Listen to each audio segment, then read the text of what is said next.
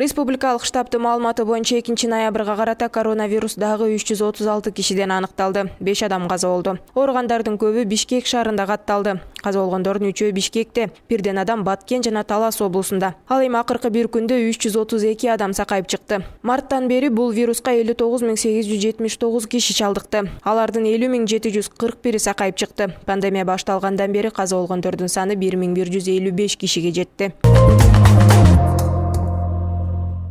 Кыргыз Республикасынын президенттин милдетин аткаруучу премьер-министр Садыр Жапаров 2020-жылдын 2-ноябрынан 4-ноябрына чейин Баткен, Ош, Жалал-Абад облустарына иш сапары менен барат. Бул тууралуу өкмөттүн аппаратынын маалыматтык камсыздоо бөлүмү билдирет. Иш сапарынын алкагында Садыр Жапаров облустардагы инфраструктуралык объектилердин курулушу менен таанышат. Мындан тышкары Баткен, Ош, Жалал-Абад облустарынын, ошондой эле Ош шаарынын эли менен жолугушат.